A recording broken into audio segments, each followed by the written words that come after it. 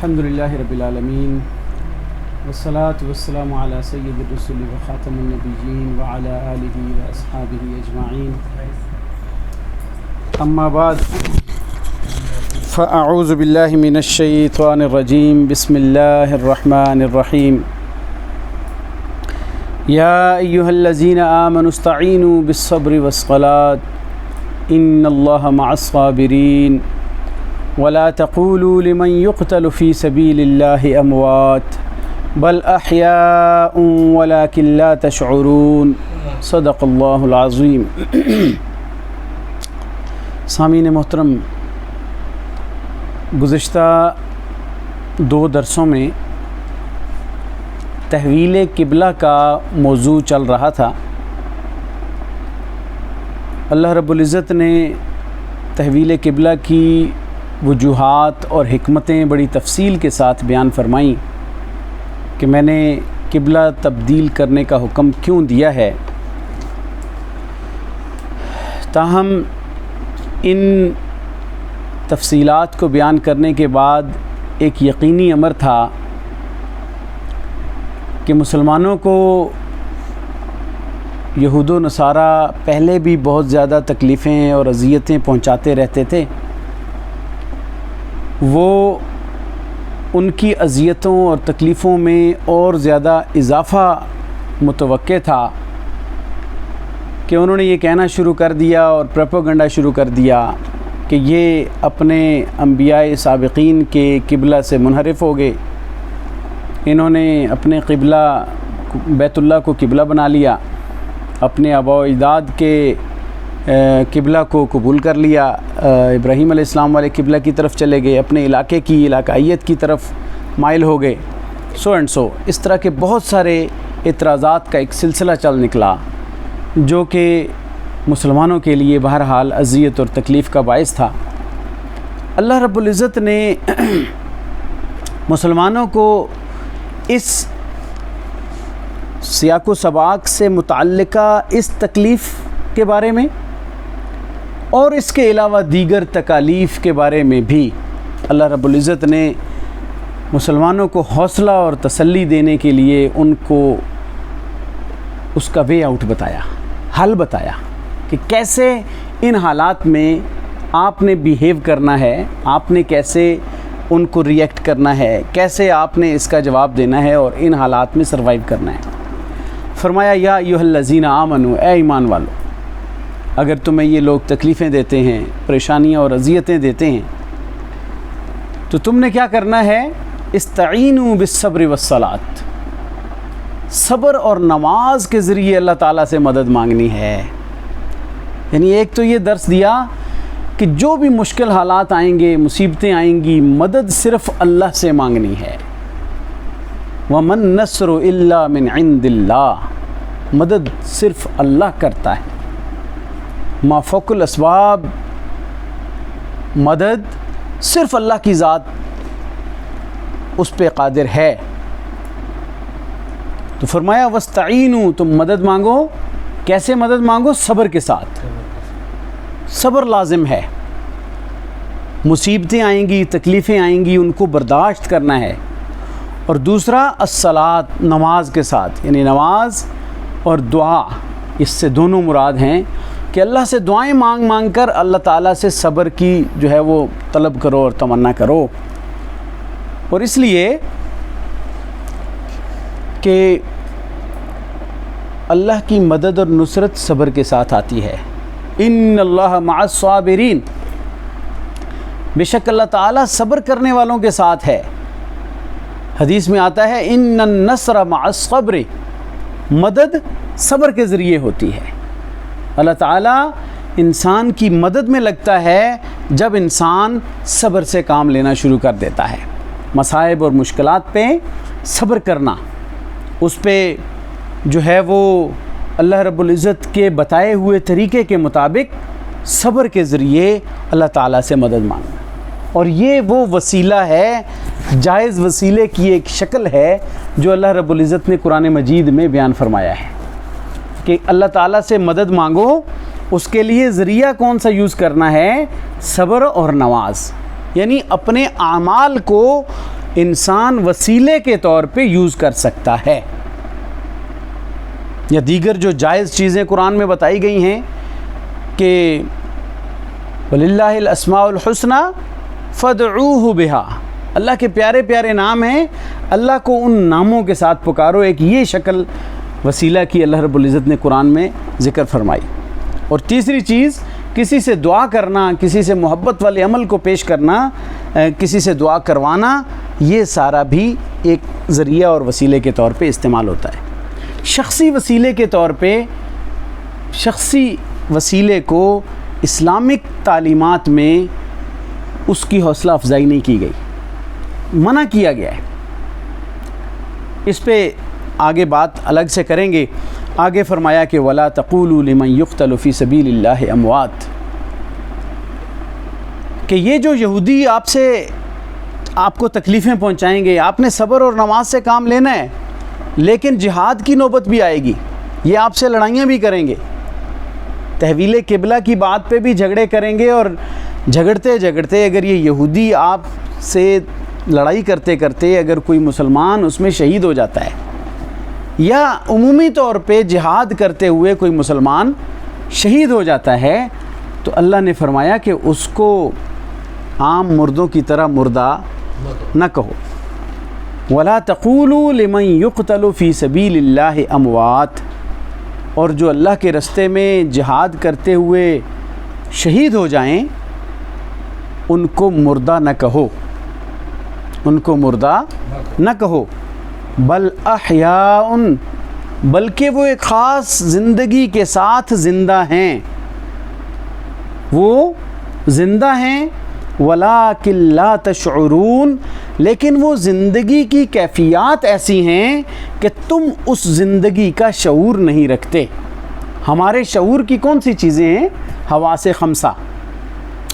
ہمارے حواس خمسہ سے ان کی زندگی بالا تر ہے، وہ عالم غیب کی چیز ہے، عالم برزخ کی چیز ہے. ہمارے حواس اس کا شعور نہیں رکھ سکتے، یعنی ہم اس زندگی کا شعور نہیں رکھتے. یہ حیات شہداء کا موضوع ہے. میں اس پہ الگ سے بھی ایک لیکچر ریکارڈ کروا چکا ہوں، وہ بھی لسٹ میں موجود ہے، اگر اس کو سنا جائے تو اس میں کافی ساری چیزیں ہیں، لیکن میں کچھ یہاں پہ اس کی وضاحت ضرور کروں گا. اللہ رب العزت نے انسان کو جو زندگی عطا فرمائی ہے، اور زندگی کے بعد اس کا مرنے کا مرحلہ ہے، اور اس کے بعد قیامت والے دن اٹھنے کا مرحلہ ہے، یہ بڑی وضاحت سے بیان فرما دیا ہے. لیکن جیسے قرآن نے بیان کیا، جیسے حدیث نے بیان کیا، ہم اسی طرح اس کو سمجھنے اور ماننے پہ مجبور ہیں، اس لیے کہ یہ عالم غیب کا معاملہ ہے. ہماری رائے سے، ہمارے اجتہاد سے یہ مسئلہ نہیں حل ہوگا کہ اس کی کیفیت کو ہم اجتہاد سے بیان کرتے پھریں، اپنی رائے سے بیان کرتے پھریں. جس چیز کا تعلق آخرت کے ساتھ ہے، جنت کے ساتھ ہے، جہنم کے ساتھ ہے، برزخ کے ساتھ ہے، ہم اتنا ہی اس کو انڈرسٹینڈ کرتے ہیں اور اتنا ہی بیان کرتے ہیں جتنا ہمیں قرآن و سنت سے معلوم ہو جاتا ہے. صحابہ کرام نے نبی پاک صلی اللہ علیہ وسلم سے جس قدر سنا اور سمجھا، وہ ہمیں اس لیول تک ہم سن اور سمجھ سکتے ہیں. شہداء کی حیات کے حوالے سے قرآن مجید میں 2 جگہ پہ یہ آیات موجود ہیں.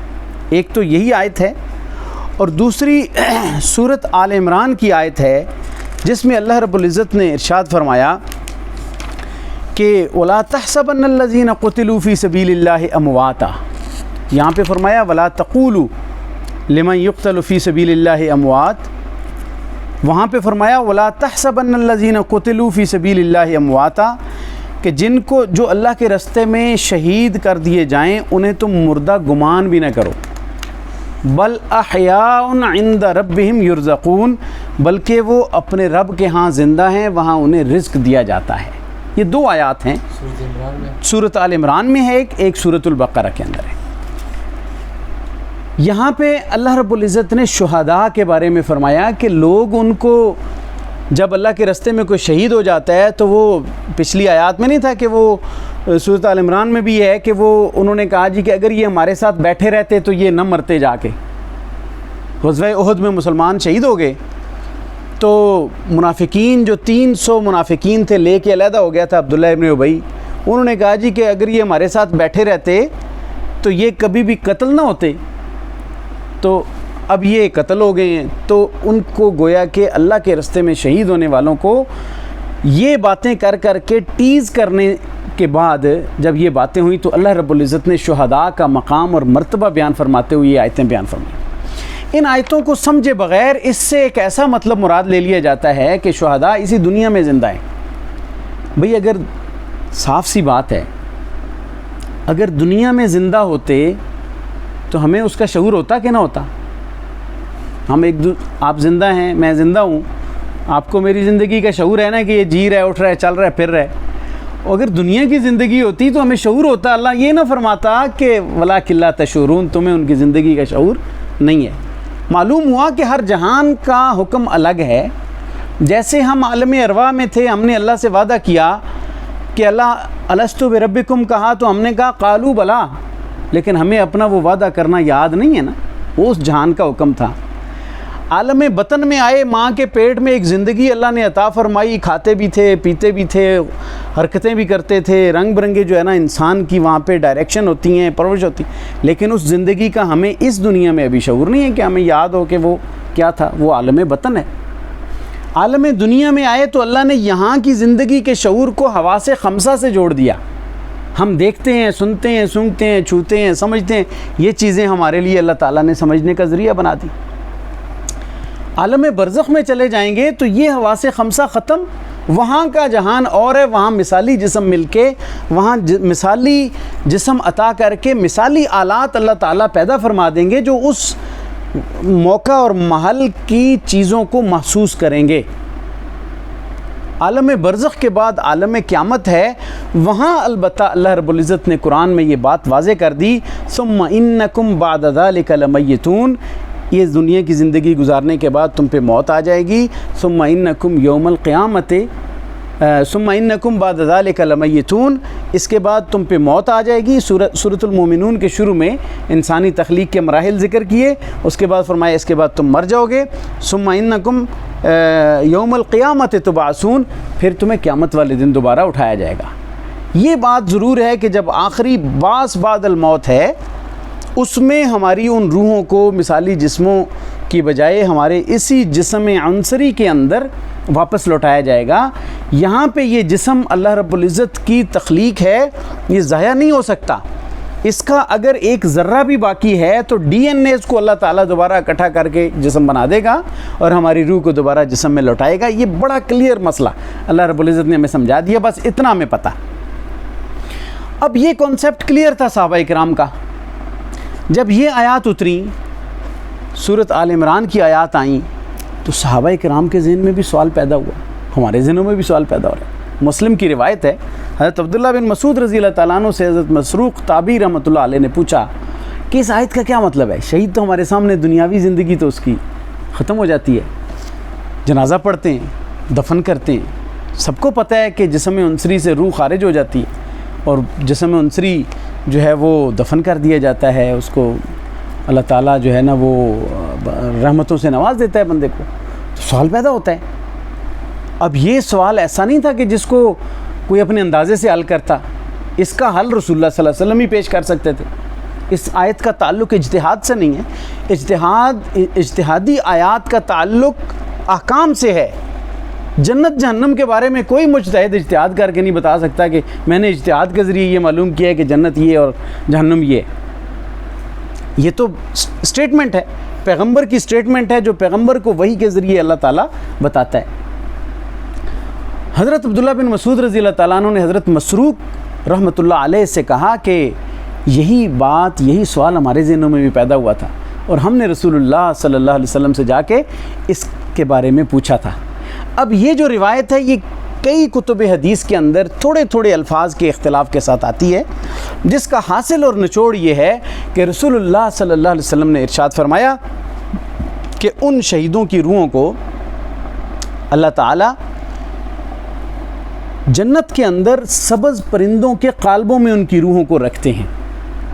یعنی جیسے ایک سواری کے اندر، ٹانگے کے اندر سواری بیٹھی ہوتی ہے تو وہ اس کے اندر سیر کر رہی ہے، تو سبز پرندوں کی شکل میں اللہ انہیں سواریاں عطا کر دیتا ہے، روحوں کو ان کے اندر ٹھہرا دیتا ہے۔ ان کے مثالی جسموں کے ساتھ ان کے اندر. اب وہ ان کے اندر جنت کی سیر کرتے ہیں, کھاتے پیتے ہیں, رزق دیا جاتا ہے. بل احیاء عند ربہم یرزقون, وہ رزق دینے کی وضاحت اس حدیث میں ملتی ہے. رزق دیے جاتے ہیں, وہ کھاتے پیتے ہیں, رزق دیے جاتے ہیں. اور حدیث میں آتا ہے کہ اللہ کے عرش کے نیچے قندیلیں لٹک رہی ہیں, اس میں آ کے بسیرا کرتے ہیں. حدیث کے الفاظ ہیں کہ اللہ تعالیٰ ان پر جھانک کر ان سے پوچھتا ہے, اے شہیدوں کی روحو, تمہیں کچھ اور بھی چاہیے, تمہیں کچھ اور ریکوائرڈ ہے یہاں پہ؟ کہتے ہیں یا اللہ, شہیدوں کی روحیں جواب دیتی ہیں. اب یہ کون فرما رہا ہے؟ رسول اللہ صلی اللہ علیہ وسلم, جو کہ اس اللہ کی طرف سے وحی کی روشنی میں یہ ساری بات بتاتے ہیں. نبی صلی اللہ علیہ وسلم شہیدوں کی روحیں جواب دیتی ہیں یا اللہ سب کچھ تو ہے تیرا دیا ہوا, کھاتے ہیں پیتے ہیں عیش کرتے ہیں. پھر اللہ پوچھتا ہے, پھر وہ یہی جواب دیتے ہیں. جب شہیدوں کی روحیں یہ سمجھتی ہیں کہ پوچھے بغیر اور جواب دیے بغیر چارہ نہیں ہے, تو وہ اپنے رب سے ایک دعا کرتے ہیں اور التجا کرتے ہیں کہ یا اللہ ہماری ایک تمنا ہے, وہ اگر پوری کر دے تو. کیا تمنا ہے؟ یا اللہ ہماری خواہش ہے ان ترد ارواحنا فی اجسادنا, کہ تو ہماری روحوں کو ہمارے دنیا کے جسموں میں واپس لوٹا دے. ہم تیرے راستے میں جہاد کریں, قتال کریں, اور اس قتال کے بعد جو لذت ہمیں حاصل ہوئی تھی ہم اس لذت کو دوبارہ حاصل کریں. حدیث میں آتا ہے کہ جب شہیدوں کی روحیں یہ جواب دیں گی تو اللہ رب العزت فرماتے ہیں کہ تمہیں یہ میرے قانون کے خلاف ہے, تم جنت میں رہو اور کھاؤ پیو, تمہیں کسی چیز کی حاجت نہیں ہے. تو اگر وہ دنیا کی زندگی ہوتی تو شہیدوں کی روحیں کبھی یہ تمنا نہ کرتی کہ ہمیں ہمارے دنیا کے جسموں میں لوٹا دو. کامن سینس کی بات ہے, جھگڑوں کی بات نہیں ہے, نہ اٹکل پچو سے ہم بات کر سکتے ہیں. ہمیں جو حدیثوں سے پتہ چلے گا ہمیں اس تک رہنا ہے. اسی طرح آپ صلی اللہ علیہ وسلم نے ایک دفعہ تمنا کی کہ میری خواہش ہے لوددت ان اقتل فی سبیل اللہ, میری خواہش ہے کہ میں اللہ کے راستے میں قتل کر دیا جاؤں. شہادت کی تمنا نبی پاک صلی اللہ علیہ وسلم نے فرمائی, اتنا بڑا مقام ہے شہادت کا. لوددت ان اقتل فی سبیل اللہ ثم احیا ثم اقتل, پھر مجھے زندہ کیا جائے, پھر مجھے قتل کیا جائے. ثم احیا ثم اقتل, 3 مرتبہ آپ نے فرمایا. گویا کہ آپ کے الفاظ اس بات کی گواہی دیتے ہیں کہ ثم احیا کہنے کا مطلب ہے دنیا میں یا اللہ دوبارہ زندہ کر دے, ثم اقتل پھر میں شہید ہو کے برزخی زندگی میں چلا جاؤں, پھر تو مجھے دنیا کی زندگی عطا کر دے, پھر میں برزخی زندگی میں چلا جاؤں. بہت واضح طور پہ یہ باتیں سمجھائی گئی. اس طرح کئی واقعات, یعنی آپ صلی اللہ علیہ وسلم نے صحابہ اکرام کو احد کے میدان میں ایک صحابی شہید ہو گئے تو ان کے بیٹا جب رو رہے تھے تو فرمایا کہ اس کو اللہ تعالیٰ نے جنت میں داخل کر دیا ہے. اور اللہ تعالیٰ نے اس سے پوچھا ہے کہ بھئی تمہیں کچھ اور چاہیے, تو اس نے بھی یہی جواب دیا کہ مجھے دنیا میں بھیجو, میں شہید ہو کے آنا چاہتا ہوں. کئی واقعات ایسے ہیں حدیثوں کے اندر, بے شمار واقعات ہیں اور احادیث موجود ہیں. تو چونکہ اس آیت اور اس معاملے کا تعلق عالم غیب اور عالم برزخ کے ساتھ ہے, لہٰذا ہم اس کو اپنی رائے سے سالو نہیں کر سکتے. ہمیں جو حدیثوں سے پتہ چلے گا ہم اسی کے مطابق عمل کریں گے. اور صحابہ اکرام نے اسی طرح کیا. دنیا کے اعتبار سے انہوں نے انہیں زندہ سمجھ کے ان کی وراثت کو تقسیم سے نہیں بچایا. وہ زندہ سمجھتے تھے لیکن برزخی زندگی تھی, دنیاوی زندگی نہیں تھی, لہٰذا انہوں نے شہیدوں کی وراثت کو بھی تقسیم کیا. شہیدوں کی بیویوں نے آگے نکاح بھی کیے. یعنی وہ جو احکامات میت کے ہر ایک اس پہ لاگو ہوتے ہیں انہوں نے لاگو کیے, اور انہوں نے اس کو صحیح طرح انڈرسٹینڈ کیا. سوال پیدا ہوا تو پوچھ لیا, جب پوچھا اور جواب ملا تو اس کے بعد جھگڑے میں نہیں پڑے, مطمئن ہو گئے کہ رسول اللہ صلی اللہ علیہ وسلم نے اپنے صحابی کو یہ بتلا دیا ہے, صحابی نے ہمیں بتلا دیا ہے, لہٰذا اب کانسیپٹ کلیئر ہو گیا. لیکن ہمارے ہاں کیا ہوتا ہے, پتہ بھی چل جائے گا, جھگڑے پہ جھگڑا بنایا ہوا ہوگا. جتنی ماخذ تفاسیر اٹھا کے دیکھ لیں, اردو کے جو اچھے مفسر ہیں, اب اسی میں مولانا شبیر احمد عثمانی رحمۃ اللہ علیہ فرماتے ہیں بل احیاء, بلکہ وہ دوسرے اس جہان میں زندہ ہیں. یہ انہوں نے مولانا شبیر احمد عثمانی رحمۃ اللہ علیہ نے اس کا ترجمہ کیا, بلکہ وہ اس جہان میں زندہ ہیں لیکن تمہیں ان کی زندگی کا شعور نہیں ہے. اس جہان کا لفظ انہوں نے اس میں واضح طور پہ لکھا. مفتی شفیع رحمۃ اللہ علیہ نے معارف القرآن کے اندر حیات شہداء پہ بڑا تفصیلی بیان لکھا. مجھے نہیں سمجھ آتی کہ یہ جو چھوٹے لیول کے علماء ہیں وہ اس بڑے لیول کے علماء کی تعلیمات کو پس پشت کیوں ڈال دیتے ہیں؟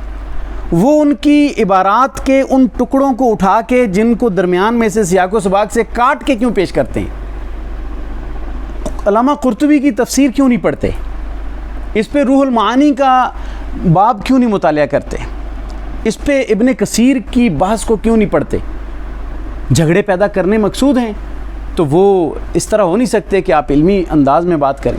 دنیا کی زندگی ثابت کرنے کے بعد کوئی ایک دلیل پیش نہیں کر سکتے کہ شہید کو دنیا کی زندگی میں اللہ نے فرما دیا ہے یا بل احیاء، اس کا مطلب نہیں سمجھاتے کہ بھئی اس کو عام مردوں کی طرح مردہ نہ سمجھو، یا مر گیا یہ نہ کہتے پھرو تاکہ ان کی دل آزاری نہ ہو کہ بھئی دین کے لیے ایک بندے نے جان دی ہے اور تم اسے کہو جی کہ وہ اگر رک جاتا اور ادھر بیٹھا رہتا تو نہ مرتا، اور ان کی جو جیسے سورۃ آل عمران کے اندر میں نے آپ کو بتایا، یہ بہت سارے مقاصد ہیں جس کی وجہ سے اللہ رب العزت نے شہداء کا مقام اور مرتبہ بیان فرمایا ہے کہ صبر کرو گے، جہاد میں مضبوط رہو گے تو اللہ تعالیٰ تمہیں یہ مقام عطا فرمائے گا۔ اور قرآن مجید میں دیگر کئی مقامات پر اس بات کو بڑی وضاحت کے ساتھ کھولا ہے اللہ رب العزت۔ مثال کے طور پہ آپ اگر مطالعہ کریں سورۃ یاسین کا، اس کے اندر اللہ رب العزت نے 3 انبیاء علیہ السلام کا ایک قصہ ذکر کیا ہے کہ وہ ایک بستی میں اللہ رب العزت نے 3 انبیاء بھیجے، لوگوں نے انہیں ماننے سے، ان پر ایمان لانے سے انکار کر دیا۔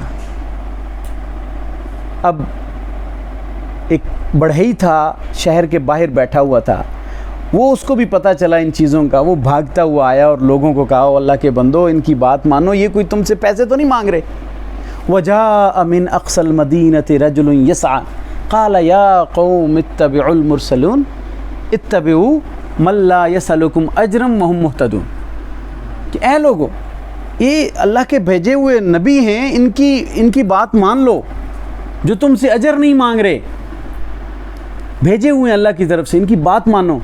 انہوں نے کہا ان کا تو بعد میں کریں گے، پہلے تم اس کا کرو۔ اس کو پکڑ لیا، اس کو اذیتیں دیں، شہید کر دیا، اس کے اعضاء کاٹ دیے، شہید ہو گیا اللہ کے راستے میں، شہادت قبول کر لی اس نے، اپنے آپ کو گویا کہ پیش کیا ان کے سامنے، نبیوں کے اوپر وہ جان قربان کر گیا۔ اب اللہ نے ایک شہید کا واقعہ بیان کیا، اب ساتھ ہی شہید کا تذکرہ بیان کر دیا اور شہید کا مقام بیان فرما دیا۔ وہ کہتے ہیں قیل ادخل الجنہ، اسی وقت اس سے کہا گیا کہ جنت میں داخل ہو جا۔ جنت میں چلا گیا، وہاں پہ جا کے حالات دیکھے، اللہ کی طرف سے رحمتیں برکتیں، وہ جو حدیث کا ذکر، قال یا لیت قومی یعلمون، وہاں پہ جا کے کہتا ہے کاش میری قوم جان لیتی، بما غفر علی ربی، کہ میرے رب نے تو مجھے بخش دیا ہے، وجعلنی من المقربین، اور مجھے بڑی عزت والوں میں بنا دیا ہے، تو میں نے تو اللہ کے راستے میں قربان ہوا ہوں، تو مجھے تو اللہ نے نواز دیا ہے، کاش میری قوم جان لیتی۔ اور اگر وہ یہ جان لیتی تو گویا کہ اس کے کہنے کا مقصد یہ تھا کہ وہ کبھی یہ سلوک نہ کرتی نبیوں کے ساتھ۔ معلوم ہوا کہ شہید کو اللہ جنت میں داخل کر دیتا ہے اور وہاں پہ اپنی نعمتیں اور رزق اسے عطا ہونا شروع ہو جاتا ہے، اور یہ شہید کا اعزاز ہے جو عام مومنین کا نہیں ہے، کہ وہاں پہ برزخ میں بھی اس کو ایک اعلیٰ قسم کی حیات اور ایک اعلیٰ قسم کا مقام اللہ رب العزت عطا فرماتا ہے۔ اور انبیاء علیہ السلام کی حیات برزخ میں شہداء سے بھی بلند تر ہے۔ اللہ رب العزت نے انہیں سب سے اعلیٰ زندگی دی انبیاء علیہ السلام کو، اور ہمارے نبی صلی اللہ علیہ وسلم کا مقام اور مرتبہ وہ تو اعلیٰ علیین، اور سقفہ عرش الرحمن، اس کی چھت اللہ کا عرش ہے، اتنا بلند مقام ہے نبی پاک صلی اللہ علیہ وسلم کا۔ ان کی برزخ میں حیات کا مقام اور ان کی کیفیت وہ ان سب سے اعلیٰ اور بلند اور عرفہ ہے۔ یہ باتیں سمجھنے کی ہیں۔ حیات شہداء کا گویا کہ شہید کو اللہ اتنا پروٹوکول دیتا ہے، یہ ترغیب ہے، یہ ترغیب ہے کہ صبر کا بدلہ یہ ملتا ہے کہ اللہ تعالیٰ جنت میں اعلیٰ قسم کی حیات اور وہاں پہ انعامات اور اعزاز اور اکرام عطا فرماتا ہے، تاکہ لوگ شہادت کو اپنے لیے اعزاز سمجھ کے قبول کریں اور اپنی جان ہتھیلی پہ رکھ کے دین کے تحفظ کے لیے نکل جائیں، نہ کہ اپنی جان کو بچاتے پھریں کہ بھئی عام آدمیوں کی طرح اس کے ساتھ سلوک ہوا۔ نو، ہاں حدیثوں میں ایک اور ذکر آتا ہے کہ شہید جو ہے وہ شہید ہوتے ہی اللہ تعالیٰ اس کو جنت میں داخل کر دیتا ہے، کوئی چیز اس کے راستے کی رکاوٹ نہیں بنتی سوائے اس قرض کے جو کسی کا دینا ہوتا ہے اسے۔ شہید کے لیے بھی قرض معاف نہیں ہے، گویا کسی کا حق ہے نا، اگر وہ اتنی شدت والی چیز ہے، کسی کا حق مارے، قرض تو ایک ایسا ہوتا ہے جو کسی کا لیا ہوتا ہے، اگر حق مارا تو وہ تو قرض سے بھی اوپر والے درجے کا حق ہے، تو حق کسی کا مارا ہوا ہوگا تو اس کے لیے اتنی بڑی قربانی اور مقام اور مرتبہ بھی جو ہے اس کا ازالہ کرنے کے لیے کافی نہیں ہے کہ شہید کو جنت میں جانے سے روکنے والی چیز کسی کا حق ہے۔ دوسروں کے حقوق کا خیال رکھنا اس قدر اہم ہے کہ حدیثوں میں یہ جب بات آتی ہے رونگٹے کھڑے ہو جاتے ہیں کہ کس طرح انسان یہ باتیں سن کر بھی کسی کا حق مارنے کے لیے بھی کود پڑتا ہے اور اتنا بے باک ہو جاتا ہے کہ کسی کا حق چھین لیا، کسی کا جو ہے وہ حق دبا لیا اور اس کو اپنے لیے کوئی بری چیز اور عیب نہیں سمجھا جاتا۔ اللہ تعالیٰ ہم سب کو محفوظ فرمائے۔ تو یہ شہداء کا مقام اور مرتبہ میرے خیال میں کافی حد تک آپ کو بات سمجھ آ چکی ہوگی کہ برزخی حیات کیسی ہے، جو کیفیات ہمیں بیان کر دی گئیں ہم ان تک محدود رہنے کے پابند ہیں، کیا سارائیوں سے اٹکل پچو سے ان چیزوں کا حل نکال کے لوگوں کو مختلف قسم کی الجھنوں میں ڈالنا اور الجھاؤ میں ڈالنا یہ کسی طرح بھی دین کی خدمت نہیں کہلا سکتی۔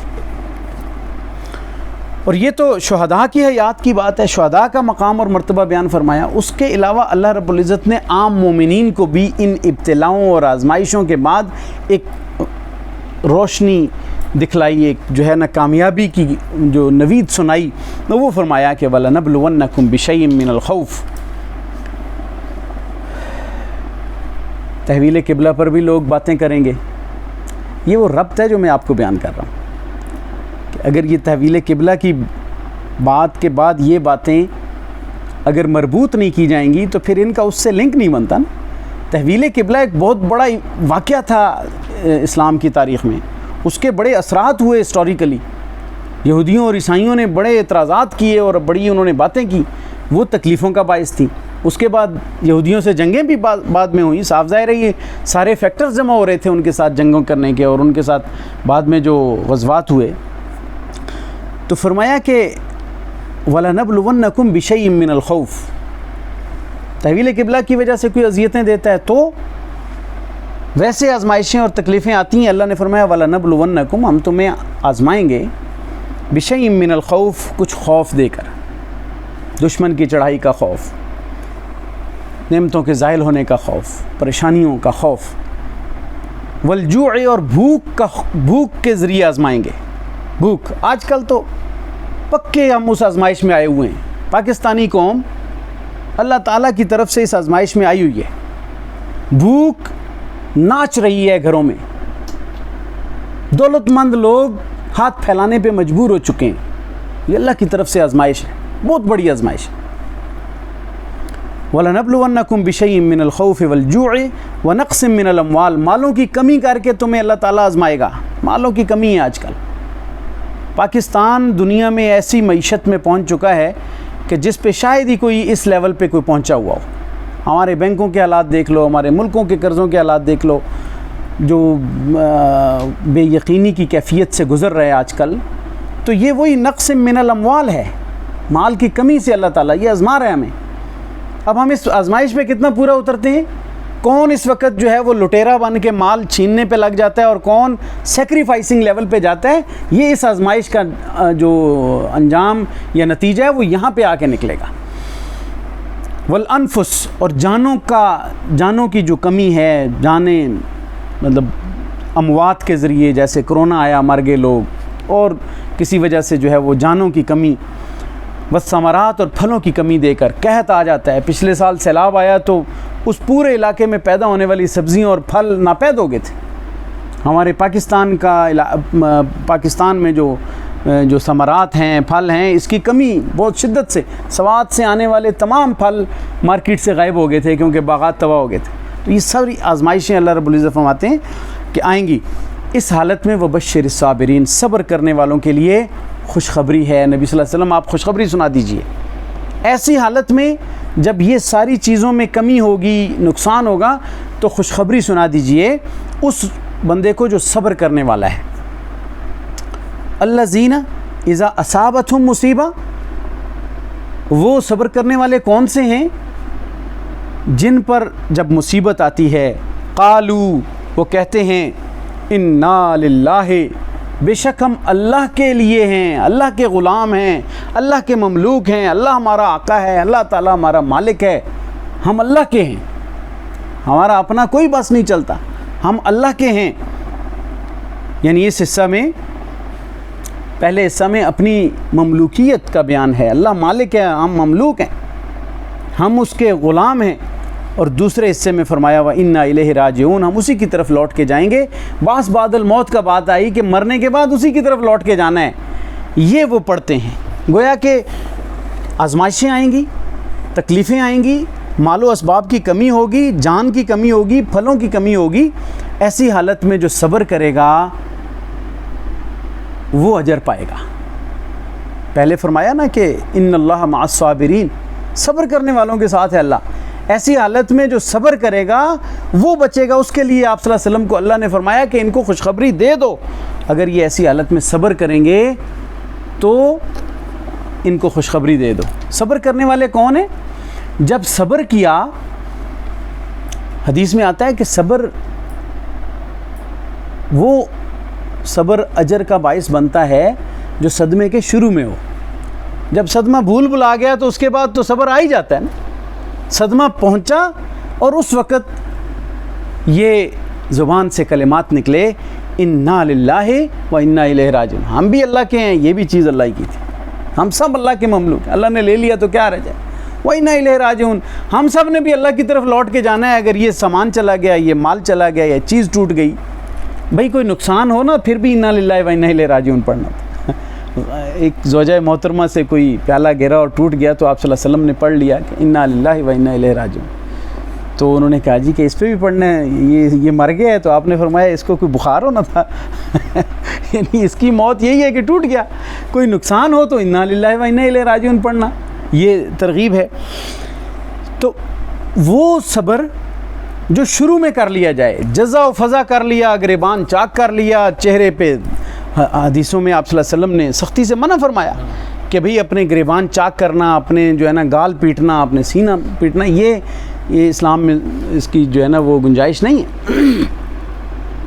اس پہ لعنت کی گئی ہے ایسے امور پہ۔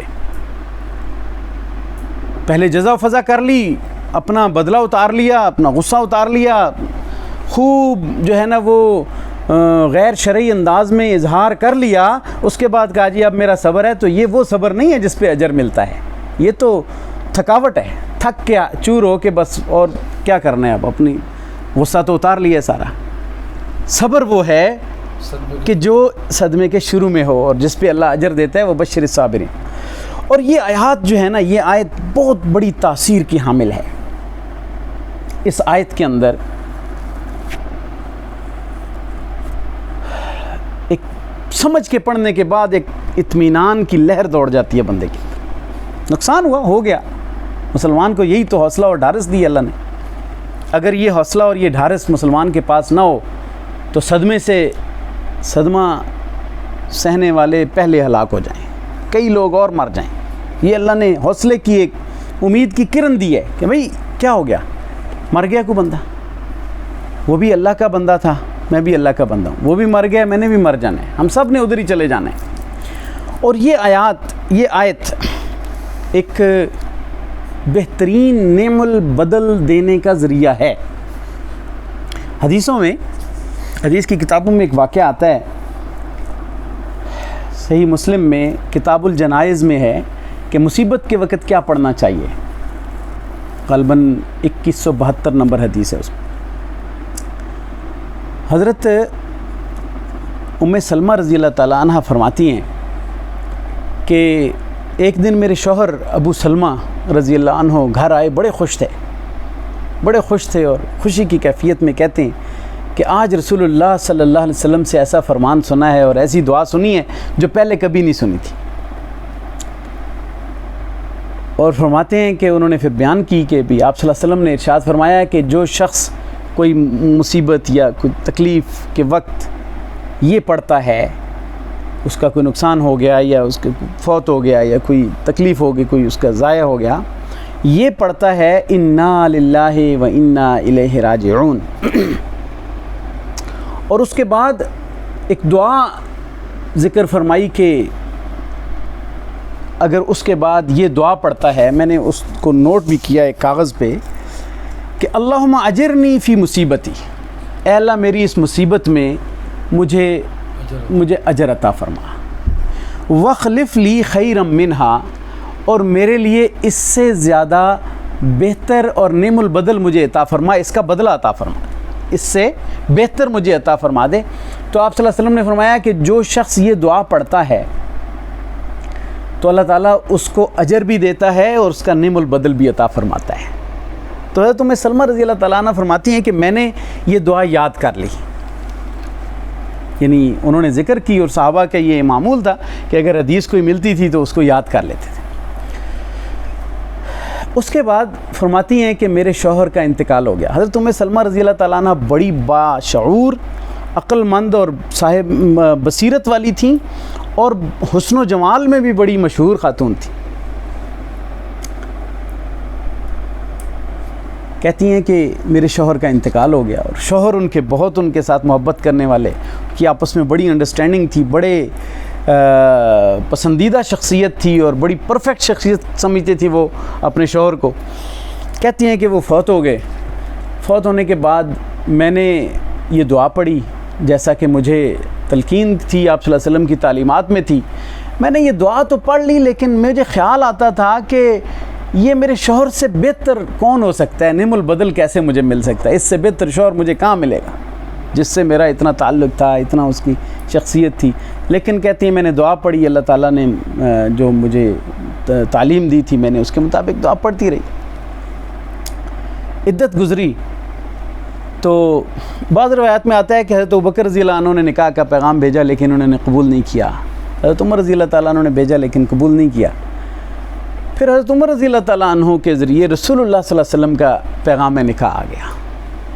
اب بعض میں آتا ہے کہ خود آپ صلی اللہ علیہ وسلم تشریف لائے اور پیغام نکاح دیا۔ تو حضرت ام سلمہ رضی اللہ تعالیٰ عنہ فرماتی ہیں کہ میں نے جواب دیا کہ یا رسول اللہ مجھے آپ سے نکاح کرنے میں کوئی اور تو عذر مانع نہیں ہے، اور میں ایسی بھی بات نہیں ہے کہ آپ سے نکاح کی بات ہو اور میں خواہش مند نہ ہوں، لیکن 2-3 مسائل ہیں، 2-3 وجوہات ہیں جس کی وجہ سے میں ذرا ہچکچاتی ہوں۔ میں کیا مسائل ہیں؟ کہتی ہیں کہ میں بہت زیادہ غیرت مند عورت ہوں، تو مجھے یہ ڈر ہے کہ کہیں مجھ سے آپ کی طبیعت کے خلاف کوئی بات نہ ہو جائے اور پھر مجھے اللہ پکڑ نہ لے، تو میں اس سے ڈرتی ہوں۔ دوسری بات انہوں نے فرمائی کہ میں نے عرض کیا کہ یا رسول اللہ صلی اللہ علیہ وسلم میری اولاد ہے، تو میں اپنی اولاد کے لیے بھی فکر مند ہوں۔ تیسری بات انہوں نے عرض کی کہ مجھے جو ہے نا میری عمر زیادہ ہے، تو اس لیے بھی میں ذرا اس سے ہیزیٹیٹ کرتی ہوں کہ میں نکاح نہ کروں۔ تو رسول اللہ صلی اللہ علیہ وسلم نے ان تینوں امور کے بارے میں ایک ایک کر کے جواب دیا اور فرمایا کہ جو غیرت کی بات ہے تو میں اپنے رب سے دعا مانگوں گا کہ اللہ تعالیٰ تمہاری بے جا غیرت کو جگہ پہ لے آئے، یعنی اس کو نارمل کر دے اور اس کی جو اضافہ ہے اس کو ختم کر دے۔ اور دوسری بات کہ اگر تم عمر رسیدہ ہو تو میں تم سے بڑا ہوں، عمر میں میں تم سے بڑا ہوں، اور اپنی عمر سے بڑے آدمی کے ساتھ شادی کرنے میں کوئی عیب نہیں ہے۔ اور تیسری بات جو اولاد کی کہی ہے تو وہ اولاد اللہ اور اس کے رسول کے ذمہ میں ہے، تمہاری اولاد اب میری اولاد ہے، اس کی میں پرورش کروں گا۔ تو فرماتی ہیں کہ میں تصور بھی نہیں کر سکتی تھی کہ وہ جو دعا میں نے مانگی تھی تو اس کی قبولیت اس طرح نکلے گی کہ مجھے اس دعا کی برکت سے اللہ تعالیٰ نے رسول اللہ صلی اللہ علیہ وسلم جیسی ہستی عطا فرمائی جو واقعی میرے شوہر کے نعم البدل تھے، آپ سے بڑھ کر آپ کے جو ہے وہ مقام اور مرتبے والی ہستی مجھے مل گئی۔ تو یہ اس آیت کے ضمن میں حدیثوں میں ایک واقعہ ملتا ہے۔ حضرت ام سلمہ رضی اللہ تعالیٰ عنہ کے بڑے واقعات ہیں اور بڑے ان کے جو دانش مندانہ فیصلے ہیں اور آپ صلی اللہ علیہ وسلم کو دیے گئے کئی مواقع پہ مشورے ہیں، وہ بڑے زبردست تھے، بہت اہمیت کے عامل تھے۔ ایک ان میں سے واقعہ میرے ذہن میں آ رہا ہے، چھوٹا سا میں آپ کو بتاتا ہوں کہ حدیبیہ کے مقام پہ صلح ہوئی، اور فیصلہ ہو گیا کہ جناب سارے مسلمان واپس چلے جائیں۔ مسلمان پریشان تھے کہ یہ کیسا فیصلہ ہے کہ ہم عمرہ کرنے آئے ہیں اور ہمیں کہا جا رہا ہے یہیں سے واپس چلے جاؤ۔ تو آپ صلی اللہ علیہ وسلم نے فیصلہ کر لیا اور فرما دیا کہ جی اپنے احرام کھول دو، سر منڈا دو، جانور ذبح کر دو۔ تو اب صحابہ پہ کیفیت طاری ہے کہ ہم آئے ہیں عمرے کے لیے، اور 3 مرتبہ آپ صلی اللہ علیہ وسلم نے فرمایا، اور ان پہ کوئی عجیب سی کیفیت طاری ہے، وہ نہیں ہل نہیں رہے اپنی جگہ سے۔ آپ صلی اللہ علیہ وسلم خیمے میں چلے گئے۔ حضرت ام سلمہ رضی اللہ تعالیٰ عنہ سے جا کے واقعہ بیان کیا۔ عجیب بات ہے، میں کہہ رہا ہوں بات ہی نہیں کوئی مان رہا میری۔ حالانکہ صحابہ نعوذ باللہ نافرمان نہیں تھے، لیکن وہ حج اور عمرے کے جذبے سے اتنے سالوں سے دوری ہوئی ہے، اور وہ آئیں تو حضرت ام سلمہ رضی اللہ تعالیٰ عنہ سارے حالات کو بھانپ گئیں۔ بڑی عقل مند خاتون تھی، کہتی ہیں آپ چاہتے ہیں کہ یہ لوگ احرام کھول دیں؟ اور یہ ہاں جی میں نے تو کہا ہے انہیں۔ تو کہتی ہیں کہ آپ اس طرح کریں، اگر آپ یہ چاہتے ہیں تو آپ جا کر اپنا سر بھی منڈوا لیں، جانور بھی ذبح کر لیں، احرام بھی کھول لیں، پھر دیکھیں آپ۔ اچھا وہ آپ صلی اللہ علیہ وسلم نے اسی طرح کیا، باہر گئے، اپنا جانور ذبح کر دیا، احرام کھولا، سر منڈوا لیا۔ صحابہ کرام نے جو ہی دیکھا سب اسی کام میں لگ گئے، اور پورے سارے انہوں نے جانور بھی قربان کر لیے، احرام بھی کھول لیا۔ اور تو اس سے پھر محدثین نے حضرت ام سلمہ رضی اللہ تعالیٰ عنہ کی بصیرت اور آپ کی مشورہ دینے والی صلاحیت کے بارے میں لکھا ہے۔ بہرحال تو فرمایا کہ الذین اذا اصابتہم مصیبہ، جو صبر کرنے والے کون ہیں کہ جب ان پر کوئی مصیبت آتی ہے، قالوا انا للہ و انا الیہ راجعون، تو وہ کیا کہتے ہیں کہ ہم اللہ ہی کے لیے ہیں اور اللہ ہی کی طرف لوٹ کر جائیں گے۔ اولئک علیہم صلوات من ربہم ورحمہ، اب ایسے لوگوں کا مقام اور مرتبہ اور اللہ تعالیٰ نے اعزاز اور اکرام اور ان کا بدلہ کیا ارشاد فرمایا کہ یہ لوگ ایسے ہیں جن پر صلوات من ربہم، ان کے رب کی طرف سے صلوات ہوتی ہیں، عفو درگزر ہوتا ہے، رحمت اور برکت ہوتی ہے، ان کا اعزاز و اکرام کیا جاتا ہے۔ صلوات کے یہ معنی ہیں، اللہ کی طرف سے ان پہ صلوات آتی ہیں، ان صلات ان کی جمع ہے، یعنی اللہ کی طرف سے صلوات آنے کا یہ مطلب ہے۔ ورحمت ان کے ساتھ تاکیدن اور دوبارہ فرمایا اور رحمت نازل ہوتی ہے اللہ تعالیٰ کی، یعنی رحمتیں ہی رحمتیں ہیں جو اس عمل کا مرتکب ہوتا ہے اور صبر کے ساتھ ان مراحل سے گزرتا ہے۔ فرمایا کہ وَأُولَئِكَ هُمُ الْمُهْتَدُونَ، اور یہی لوگ ہدایت پر ہیں۔ ہدایت پر ہیں سے مراد الفائزون، یعنی وہ کامیاب ہیں، یہی لوگ کامیاب ہیں، یعنی جب اتنی رحمتیں اور برکتیں مل گئیں تو ان سے بڑا کامیاب کون ہو سکتا ہے؟ وَأُولَئِكَ هُمُ الْمُهْتَدُونَ، یہی لوگ ہدایت پر ہیں یعنی کامیاب ہیں، اللہ کی طرف سے فوز و فلاح انہیں مل گئی، جس کی تاکید رحمتوں کے نزول کی اور ان کی جو ہے اعلان اللہ نے کر دیا، اس سے بڑا کامیاب کون ہو سکتا ہے اور اس سے بڑا کامران کون ہو سکتا ہے؟ یہ اللہ رب العزت نے اس آیت میں واضح فرما دیا کہ جو صبر کرنے والے ہیں اور ان مصیبتوں اور آزمائشوں پہ اللہ تعالیٰ کی حضور اپنی بندگی کو پیش کرتے ہیں، اپنی مملوکیت کو پیش کرتے ہیں، اللہ کے مالک ہونے کا اقرار کرتے ہیں، تو ایسے لوگ جو ہے وہ اس قدر اعزاز اور اکرام سے اللہ رب العزت کی طرف سے نوازے جائیں گے۔ اللہ تعالیٰ سے دعا ہے کہ اللہ تعالیٰ جو کچھ کہا گیا سنا گیا اس پہ عمل کرنے کی توفیق عطا فرمائے، ہمیں صبر کی تلقین کرنے کی، صبر اختیار کرنے کی توفیق عطا فرمائے۔ وآخر دعوانا الحمدللہ رب العالمین۔